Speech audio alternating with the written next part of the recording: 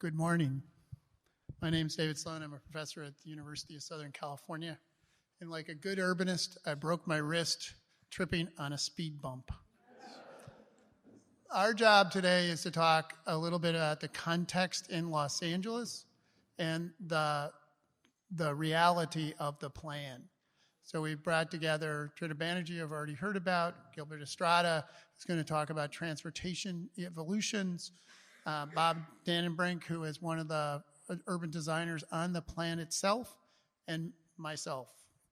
I'm going to start by quoting someone in the audience, Todd Gish, and forgive me, this is a little tricky with one hand.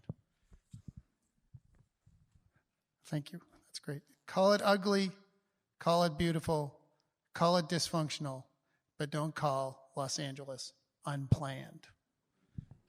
That's by Todd Gish. And I think this is one of those moments where we begin to think about what it means to be Los Angeles, this place that is often discussed as a metropolis that's fragmented, a metropolis that is not in any way discussed as a place that has been systematically planned. And I think one of the reasons for that is that in some sense, in the pivotal moments of Los Angeles planning, in several pivotal moments in Los Angeles planning, we sort of saw the future in Los Angeles and we stepped sideways. And so the most famous of these, of course, is the Heist-Deverell Eden by Design, where they talk about the Bartholomew and Olmsted plan, garden plan, the park plan of the 1930s. But I think this is another one of those examples, and a really important one. I teach a class on the history of urban planning, history of urban planning and real estate development, and each year I offer them this plan as a discussion, as a prescient moment of a discussion of what would become new urbanism, smart growth, and the reforms of the latter part of the 20th century, and as a formative example of urban planning, participatory planning. It's not, even though there's lots of people involved, it's not the same as participatory planning today. It's not moved that far past the concerns of Sherry Arnstein in the 1960s around what is manipulation and what is citizen control, but it is this extraordinary effort to think about participation and to implement participation. And so if we imagine this moment in 1969, a city that has grown enormously, a city that has become this classic city of sprawl, this city that is on the verge of becoming one of the great diverse metropolises of the world, it is at that moment that the planning department, with many, many, many people helping them see this future represented by that red dot up there that will become clear as we go along. This idea of a center surrounded by corridors that protects single family or low residential, but allows for mixed residential, that creates a transit or a transportation-oriented center. That may sound familiar to all the planners in the room right now. And so, in some sense, it is, to my mind, the really powerful thing about this is its prescient nature, that it is a forward-looking plan, that it is connected to the future as well as holding on to the past of Los Angeles. It doesn't want to give up what had become by then the calling card of Los Angeles, the single-family home. It had recognized, though, as Todd wrote in his dissertation, actually, about the development of those multifamily housing all over Los Angeles during the 20s, the 30s, the 40s, and the 50s, and was beginning to think about how can we continue to do that as we move. And then, of course, it was really concerned about how do we connect all this? What is the connective tissue of a modern urban society? And is it just going to simply be a freeway, or is it also going to be transit? And so they were looking at all of this at the same time. From my perspective, it's an amazing moment of maturity by the Los Angeles planning community to think about this. The last thing, and this is, the map's not up there, but when the map goes up and you see all those red dots, I want you to keep in mind that many of those red dots are not in the city of Los Angeles. but this is a City of Los Angeles document. One of the things that had been true in planning since the 1920s was this hope for a more regional approach to planning. And if you really think about that map, then you see that in some sense, the conceptualization of the center's concept was a regional concept. It was a county concept, not a city concept. Now, they didn't have control over any of those red dots outside the city of Los Angeles. Indeed, they didn't really have control of the ones in the city of Los Angeles. But the vision is what I think is very startling if you think about how regionalism, metropolitics, all that stuff is going to emerge in the 70s and become central to planning practice by today. And so with that, I'm going to turn to my colleague, Trita Banerjee, to talk about the role of Kevin Lynch and Los Angeles, and particularly in the plan. But I want us to think about what just summarize, think about this is one of the first really participatory plans in LA history. It is a regional focus, not just a neighborhood or a city focus. And it's, even though they didn't have the term, it's transit-oriented development. And so you put those together. Look, I teach the history of planning, and you put those together, that makes it a very important moment, not just in LA history, but in planning history. Thank you. Hello. Thank you, David. This is a real honor to be in the group of planners, planning historians, folks who are archivers of, our curators of planning history. And so this is a really special honor. I wanted to, I thought that I would start by doing a little commercial for this special issue of JAPA, although it turned out that probably most of you have already received your recent volume. Kevin Lynch was born in 1918, so we thought that maybe it'll be a good thing to do for JAPA to have a special issue in his commemoration of its centennial year. And my co-editors, Gary Hack from MIT for Penn, formerly dean of Penn, and Michael Southworth from UC Berkeley, we're all at the same time doing our dissertation in the late 60s and early 70s, and Kevin was our advisor, and we were all very closely related to him with a lot of affection from both sides. So anyway, so we're able to do it, and the article that I'm going to talk about, actually, I'm the junior author. The senior author is Meredith Drake-Wrighton, who isn't here. We have another author here, Carolyn Chen, the author of the Danceable Cities, by sort of accidentally. So as you know, that the Lynch's involvement with Los Angeles began with that famous book, The Image of the City, which is seen as the seminal book. It has sold, I don't know, close to 500,000 copies, translated in 14 different languages, probably one of the most significant piece of planning literature that have been exported to outside the planning field. We typically receive a lot of materials from other fields. We don't really export a whole lot. But The Image of the City is now a textbook for every introductory undergraduate class, graduate class. So Los Angeles was one of the three case studies. One was Boston, Jersey City, New Jersey, and Los Angeles. And I always wondered what made him select Los Angeles. And then I realized that it must have been because of Frank Hotchkiss. Those of you who may remember Frank Hotchkiss, the distinguished planner. Frank was a student of Kevin, and Frank actually did the interviews of the image maps in Los Angeles. So I always, before I go to the center's concept, a little bit about the downtown Los Angeles. And we always sort of wondered, so how did the downtown planning and design get shaped by that one of the seminal kind of cognitive map of downtown Los Angeles? this article, the experts we interviewed, we pointedly asked them about that, and there were some very interesting responses. And one response was, and this actually sort of the larger question of to what extent Lynch's work actually influenced the planning profession, planning practice in Los Angeles. And the response was kind of interesting. I said, well, I mean, they all sort of came out of, like Bob here, he just finished, came out of the graduate school at Penn or MIT or other places. So they're very much influenced by Kevin's work.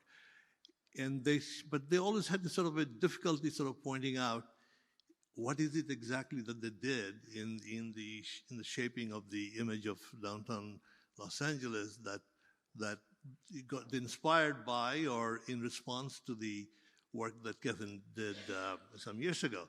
So, in fact, one it was I forget who said, "Well, it was everything. It's like it's in the water." I mean, the expression that it was were sort of suffused in our awareness about Lynch's work.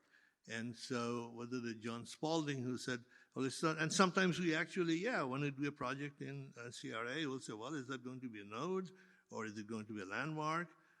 Is that going to contribute to the path or is it create a district? So they were using Kevin's nomenclatures in doing the design of downtown. And as the today's downtown shaped up, what Kevin's criticism of downtown then was that downtown lacked some districts, discernible districts. But what has happened, if you look at the contemporary downtown, that it has emerged into many very significantly unique kind of a set of districts. And whether that was Kevin's influence, we don't know, but there is some correspondence to that. So as David spoke a little bit about the participation and how not only prescient, but how unique it was at that time. With the very first plan for a city like Los Angeles that will go for a sort of a citizen-based participatory planning approach. It was amazing. And it is also appropriate that I think it was Bob who told Cal Hamilton that you should get Kevin to come and work with us. And that's when he came here, as Bob was telling me, that Kevin probably got pittance in terms of his consulting fee. But he came several times working with the planning department.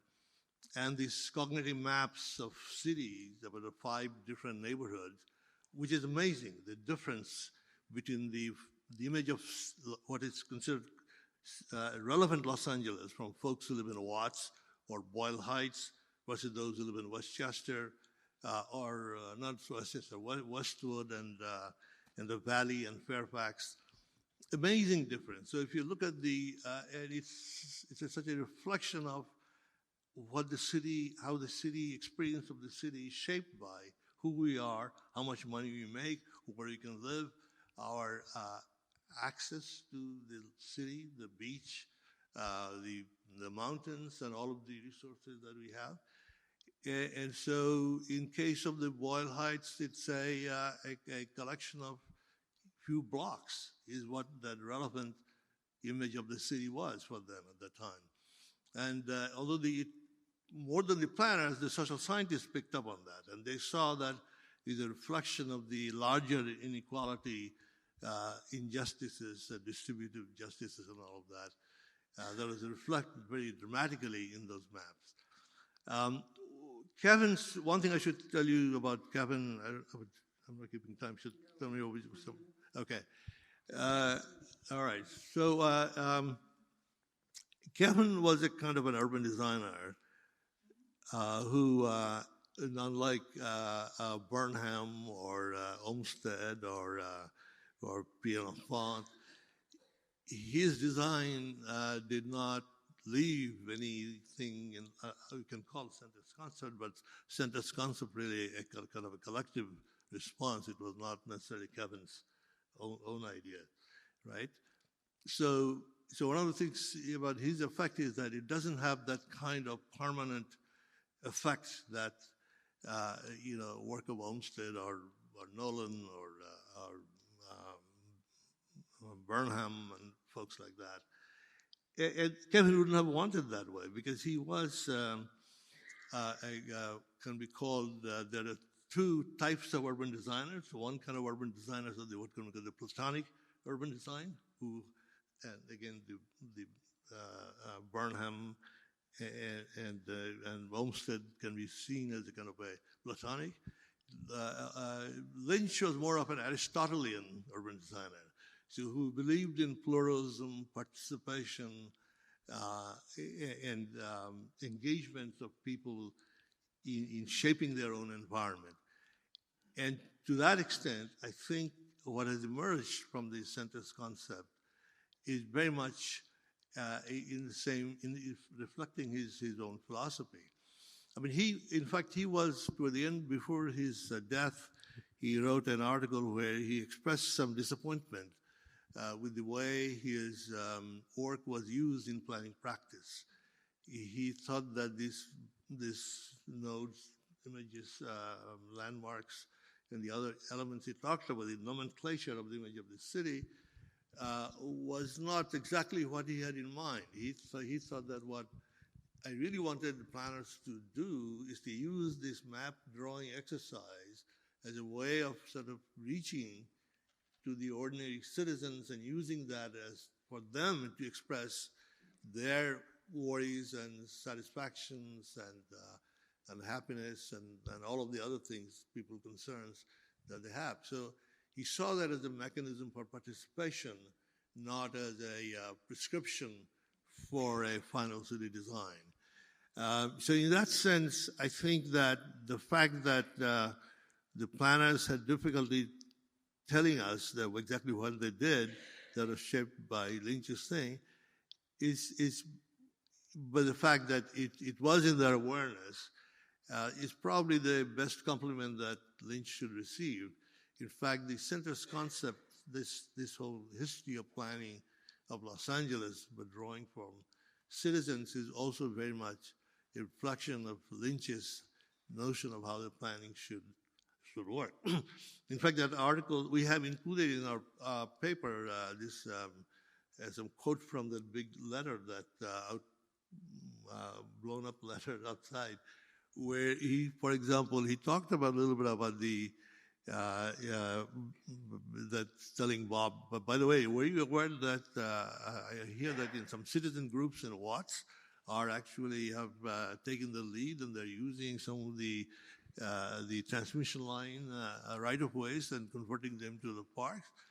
Sort of like, what a great idea. I wasn't aware of it, but that's terrific, that maybe the people are ahead of us. So that his delight of hearing about that shows his showed his sort of a interest and his belief in sort of an engagement of people in the process. So let me just stop here, perhaps, in time, and give it to Bob for the great images he has for us. Thank you, Trudy.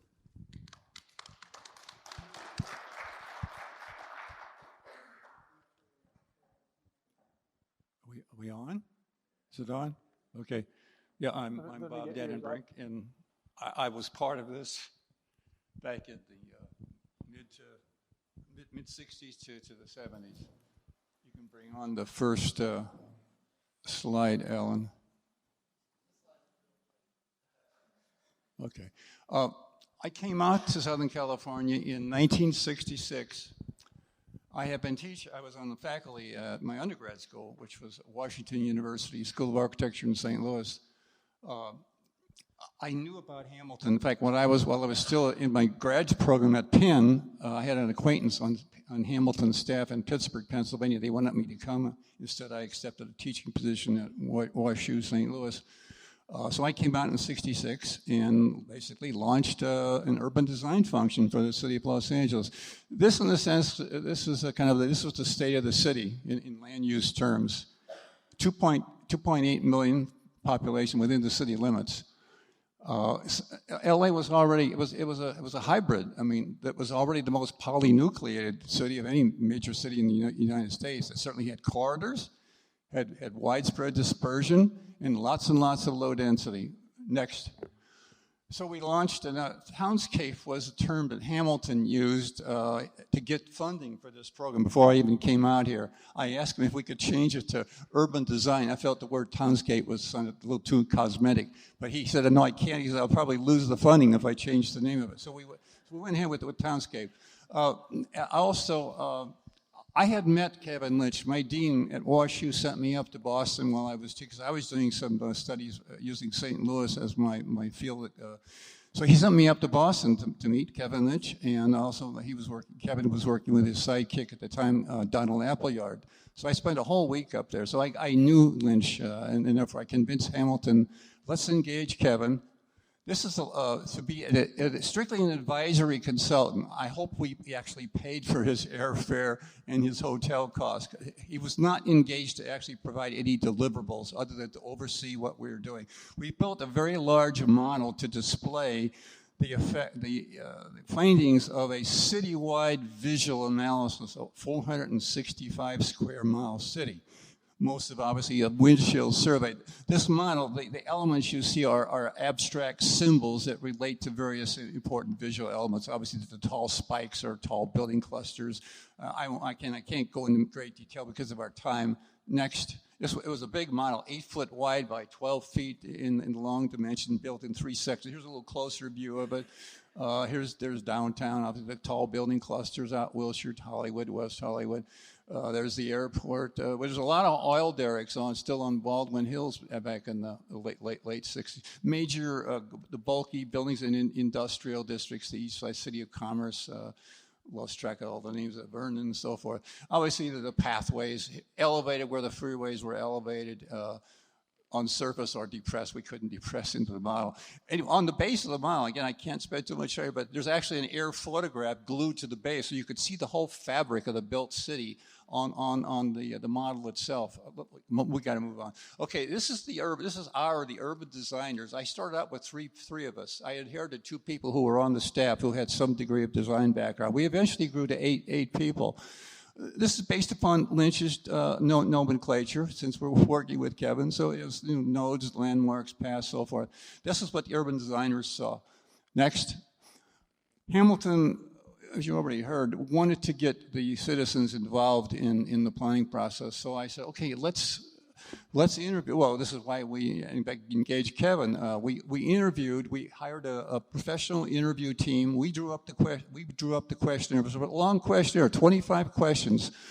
2 of them related to this idea of drawing maps, which Kevin largely pioneered back in his image of the city, as you heard. And this is that we've interviewed in 5 parts of the city.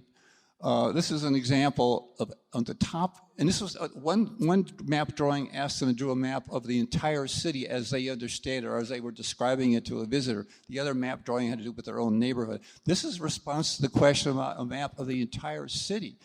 Here's the result from Boyle Heights, which was one of the sample areas. And this is an actual citizen's map. Here's an actual citizen's map of a Westwood resident. Then below it is the mapping of all the residents that the urban designers, we mapped on an objective map base. The thickness of the line weight, again, I got to move on quickly here, indicates how frequently that element, like for example, Wilshire Boulevard, Beverly Hills, San Fernando, how often that element came up on residents' maps. Boyle Heights is literally from Boyle Heights into downtown. That's the extent of we got to move on. We won a National Urban Design Award. This is one panel from a series of panels. We started the visioning work on some of the important crucial elements in the city, open spaces, oceanfront, hill and mountain development, where tall buildings might be located. We also, and not pictured here, we also looked at transformation along the major commercial boulevards to medium and high density residential and public uses. We also looked at the apartment districts with that awful, I think it was zone R4 and R5 districts. So we did a lot of, next, Alan. Here again is some outtakes from all the visioning studies we did during the 5-year period. Importance of streetscapes. Now it's becoming commonplace among most landscape architects to use street landscape. Hey, what happened to the red dot? use street landscape to give signatures and to differentiate different hierarchies of streets. We're looking at use of public lands under power lines. I know there's an issue about electromagnetic issue. Anyway, hillside clustering. There's literally hundreds of miles of public lands in the city of LA. You got power lines, drainage channels, settlement basins, freeway margins, reservoirs. Given the recreational shortage, this is a piece of South Los Angeles. Here's like obviously power lines, some existing parks. There's a drainage channel. So we looked at ways of next, Alan. Again, I got to move along here. You can imagine what Public Works thought about this. There was an inflatable fabric dam on the LA River on the north side of Griffith Park, which the Parks Department used to pump out water to water the golf courses. I don't know if it's still there or not. So the idea, and other cities in the country have actually installed those inflatables, so you can deflate them in case of heavy storms. So the idea was to impound some water. Can you go backwards? I wanted to hit the other pieces that were on that particular. We're also interested in connectivity. I mean, again, this was kind of leading the way for the new urbanism, which was coming along later into the 60s and the 70s, linking public facilities to retail service centers, typical grid, making loop patterns instead of the through grid streets, through local streets carrying excessive traffic. Next, Ellen. Okay, Hamilton wanted to get citizens involved. He created, I don't know where that came from. It's actually overlaid on part of this graphic. Anyway, he created a goals program. There were citizen goals committee in every councilmanic district in the city to elicit. Now that you can't elicit ideas about what kind of city they would like just from word descriptions, so we had to do illustrative versions. We settled on this we call pointillism technique. Each dot represented three. There's jobs, residents, commercial jobs, industrial jobs. The four concepts are not new under the sun. Centers, this one here, clustering, the intensity of growth. This was dispersion. This was called low density, and this one was corridors. Obviously, you see the patterns. We literally grew the city from the 2.8 million, and it was pretty, it's misunderstood. We were not advocating 5 million, but we had to get up to like 5 million population in the city in order for those different concepts to differentiate from one another. And here, example from the centers, we did this for each of the four concepts. The centers concept, this again is a symbolic language trying to depict what the built fabric would be like in 2 dimensions and above in 3 dimensions. We did this for all four. Next, Ellen. And likewise, for each concept, we looked at jobs, housing, balance in the various subsectors. We tried to predict what the full flow would be on freeways and the transit. And then, what is this? I can't. The version I have at home doesn't have all this overlay. Anyway, the bottom, go back. Let me just talk about the bottom graph there. It shows the density. The vertical was people per residential acre, and on the bottom it was thousands of people, and on the bottom was residential acreage. There was obviously the dotted line, which you can't even see, the high peak currently in the high densities, but the centers concept. More peaking in the lows and more peaking in the highs, and kind of a leveling out of medium densities, because the centers concept emphasize retaining as much low density between the centers. Okay, the multi-centers are just the centers concept was the concept that overwhelmingly every one of these 15 council city goals committees favored. Next. This is looking out the Wilshire Corridor. That's Wilshire Center. That's Lafayette Park. I think 29 or 30 of the centers fell within the city limits. Next. And here was the abstract graphic of the so-called centers concept, showing the hierarchies among the centers. The biggest was, I think, were over 400,000 combined residential and jobs. Later, the department, as you see in your program literature, reduced all these to a common diameter. I always like this version because it showed the relative magnitude, like a solar system, the different gravitational pulls among the centers. You see the linkages with the rail transit systems. There were freeways under that never got built. I can't imagine the NIMBY today, but anyway, we had to use what was in the Department of Transportation's freeway. Next, Alan. Then we took Miracle Mile to demonstrate on a more kind of localized level what the anatomy of a center might be like. Here's the Wilshire corridor going through. This red line was a local distributor linking up various sub-nodes. Here again, here's the abstract, which got translated into more common land use language into the earliest preliminary form of the general plan. Next. The abstraction of the center's concepts, God, it's missing parts. And then here was applied to the actual geography of Miracle Mile. We got 3 stations. There's the Wilshire Corridor Station, one at La Brea, I think that was Hauser, and that's Fairfax. These are the various sub-nodes linked with a subsystem. Next, this is looking at Miracle Mile in terms of intensities of the mixed-use areas, and just intensities of these local sub-precincts or neighborhoods. Below, we attempted to describe what the built fabric might be like as a result of this distribution of activities. Sketch here of what the secondary system might be. It's showing it as a rail system. We know the development community likes transit in rails in the ground because has more permanency for them. Obviously, the smaller centers would have to have rubber tired. And again, some of my visioning graphics looking what the interior of a center might be like. Obviously, pedestrian bike orientation. Can we just back up for a second to hit higher intensity, high FARs, local jitneys, probably all parking structure parked. Okay, we'll go next. And then this is the last slide here. Again, some of the visuals. This was showing. We tried to define the importance of defining street edge, which was kind of a precursor of the whole new urbanism, which was coming along later. Retail ground, either office or residential above, peaks of intensity at corners. This was part, actually, as a title said. It kind of says I don't know how that overlay got. Anyway, the interior of this block was going to have all the parking and major recreational facilities serving this block. Okay, that's a fast forward of 5 years of work.